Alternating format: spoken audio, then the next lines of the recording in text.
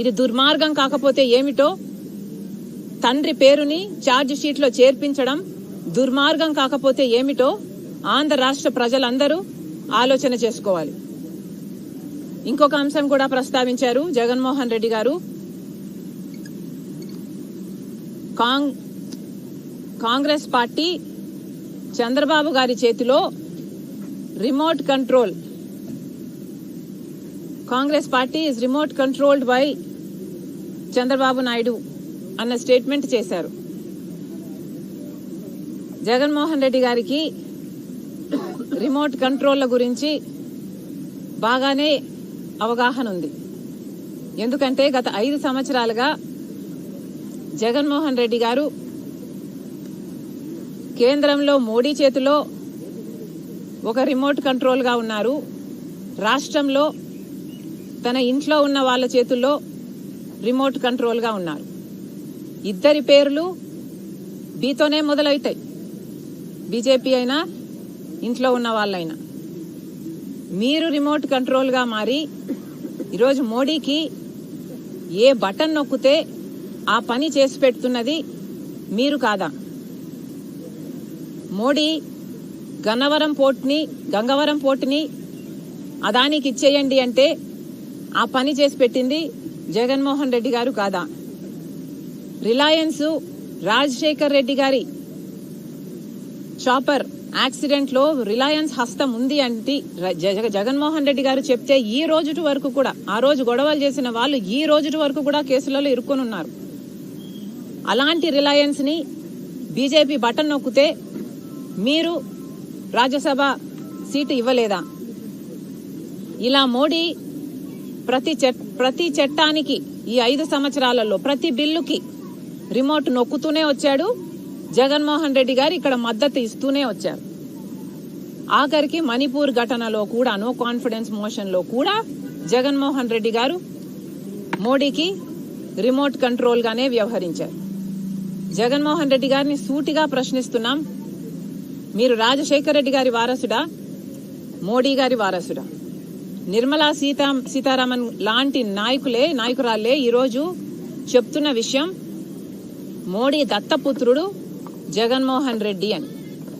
నిజంగానే మోడీ దత్తపుత్రుడిలాగే, మోడీ వారసుడిలాగానే జగన్మోహన్ రెడ్డి గారు వ్యవహరించిన మాట వాస్తవం కాదా? రాజశేఖర్ రెడ్డి గారు జీవితాంతం బీజేపీ పార్టీ వ్యతిరేకి, బీజేపీ సిద్ధాంతాలకు వ్యతిరేకి. ఎందుకంటే బీజేపీ పార్టీ ఒక మతతత్వ పార్టీ కాబట్టి. మతం పేరుతో చిచ్చు పెట్టడం, ఆ మంటలో చలి కాచుకోవడం బీజేపీకి అలవాటు కాబట్టి. ఒక మతాన్ని అవమానించడం, ఇంకో మతాన్ని రెచ్చగొట్టడం బీజేపీకి తెలిసిన రాజకీయం మాత్రమే కాబట్టి. రాజశేఖర్ రెడ్డి గారు అంతగా వ్యతిరేకిస్తే, గోద్రా సంఘటనలో రాజశేఖర్ రెడ్డి గారు బీజేపీని అంత దులిపేస్తే, మరి జగన్మోహన్ రెడ్డి గారు మణిపూర్ విషయంలో క్రైస్తవులు అయ్యుండి ఒక మహిళను నగ్నంగా ఊరేగించారు. అంత ఘోరాతి ఘోరంగా క్రైస్తవుల పట్ల వ్యవహరిస్తే మరి జగన్మోహన్ రెడ్డి గారు ఏం చేశారండి? మోడీ గారి వారసుడిగా, మోడీ గారి దత్తపుత్రుడిగా అదే మణిపూర్ ఇష్యూలో బీజేపీకే సపోర్ట్ ఇచ్చారు. మరి జగన్మోహన్ రెడ్డి గారు ఆలోచించుకోవాలి. మీరు వాస్తవానికి మోడీ దత్తపుత్రుడు, మీరు మోడీ చేతిలో రిమోట్ కంట్రోల్. ప్రజలందరూ కూడా గమనించాలి. మళ్లీ మోసపోవద్దండి. ప్రజలందరూ కూడా ఎవరికి బుద్ధి చెప్పాలో, ఎప్పుడు బుద్ధి చెప్పాలో ఆ విఘ్నత ప్రజలకుందని పూర్తిగా విశ్వసిస్తూ మీ రాజశేఖర్ రెడ్డి బిడ్డ. సెలవు. థ్యాంక్ యూ అమ్మా. Thank you guys. Thank you. కడపలో ఓడిపోతానేమో అని తను బాధపడుతున్నట్టుగా జగన్మోహన్ రెడ్డి గారు మాట్లాడారు. జగన్మోహన్ రెడ్డి గారిని రాజశేఖర్ రెడ్డి బిడ్డ అడుగుతుంది, జగనన్న గారిని అడుగుతుంది,